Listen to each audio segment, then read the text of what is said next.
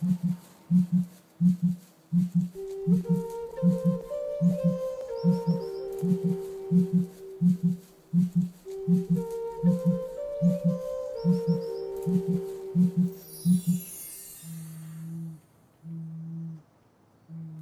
first Victoria crown to come to Pandemonium was a handicapped female named Wing.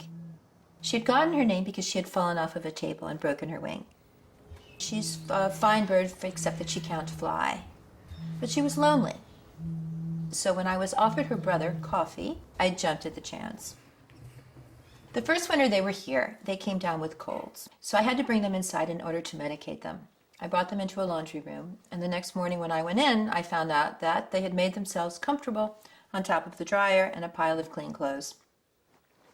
That's where they stayed for the 4 weeks that they had medication. And by the second day, I had absolutely fallen in love with these birds.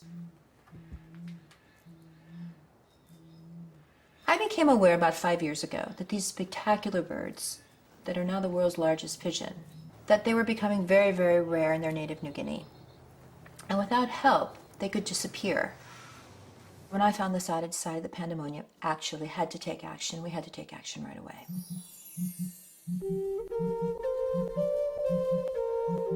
Nobody knows exactly how many Victoria crown pigeons are left in the wild. Locals and birders no longer see them. They don't even hear them calling to each other in the forests.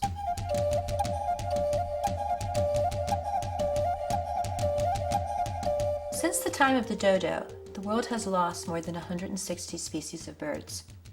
1 out of 10 bird species may soon disappear, including 900 species in the tropics alone.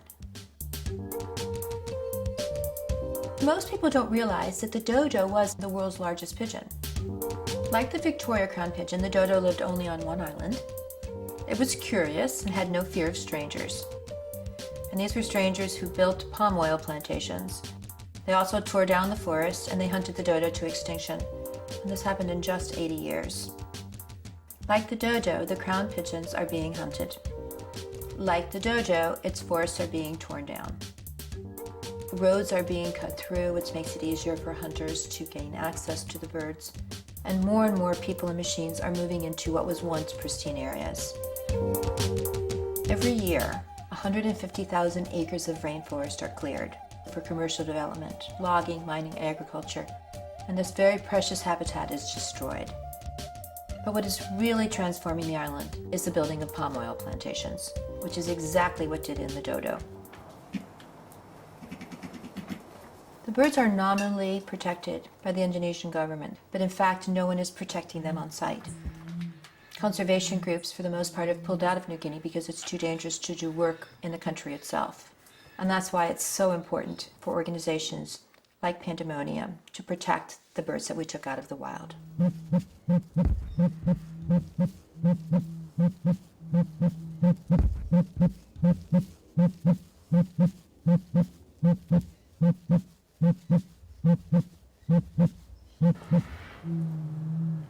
At Pandemonium Aviaries, we view ourselves as sort of a modern-day Noah's Ark. Our job is just to keep the birds safe. Originally, we started as a refuge for exotic birds whose owners and breeders could no longer care for them. Took in one bird and one bird led to another, and right now we have more than 350 birds, 40 species.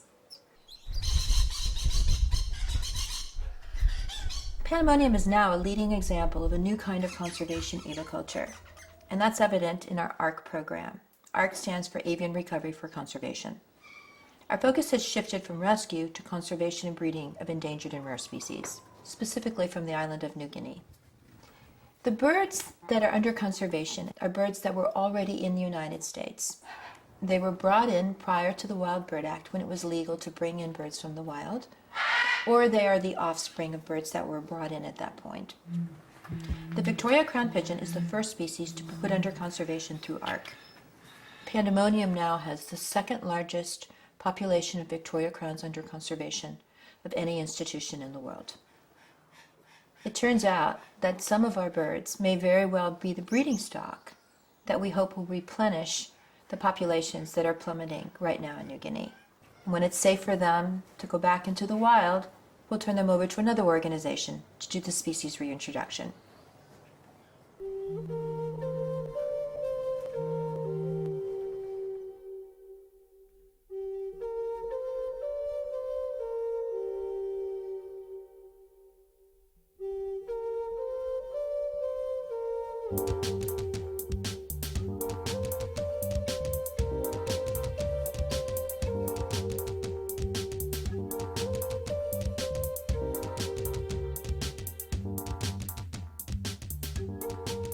Everything is in place to save the Victoria Crown pigeons.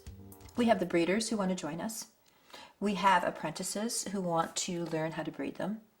We even have possible sites to house and keep the birds, and these sites are located in different parts of the country. But the window of opportunity to put these birds under conservation is at most 5 years, because the breeders themselves and the flocks themselves are aging. While help of all kinds has been critical, we can't move forward with this plan without substantial funding. $5,000 protects the life of one Victoria Crown pigeon, who could be the parent of a bird who's returned to New Guinea. $50,000 puts a breeder's entire stock under conservation forever.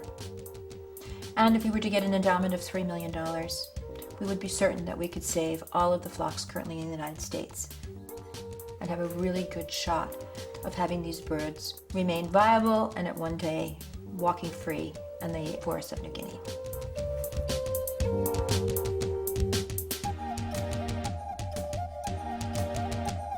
What better contribution to the world of birds and to ourselves to save a species?